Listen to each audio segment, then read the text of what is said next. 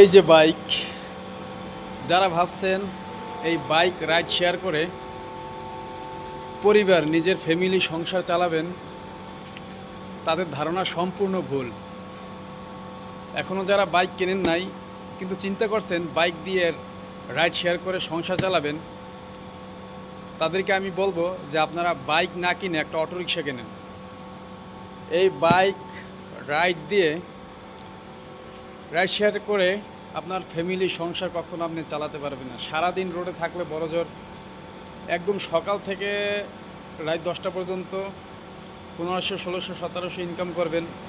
তার 1000ই খরচ আছে, বাইক সার্ভিসিং, তেল খরচ, নিজের খাওয়া খরচ, টোটাল মিলে 1000ই খরচ আছে।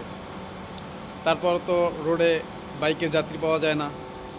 অটোরিকশা যে পরিমাণ হয়েছে, অটোরিকশা মাইরা দেয়। এই যে পায়ের অবস্থা দেখছেন, এই অটোরিকশা মারছে। আর অটোরিকশার ইনকাম এখন, অটোরিকশা হয়েছে রাস্তার রাজা, ওদের হিউজ পরিমাণ ইনকাম। সেজন্য বলবো আপনারা বাইক না কিনে অটোরিকশা কিনে যদি অটোরিকশা চালান, তাহলে আপনার ফ্যামিলি, সংসার আপনি নিশ্চিত চালাতে পারবেন ইনশাল্লাহ। পরামর্শটা দিলাম, একবার ভেবে দেখবেন।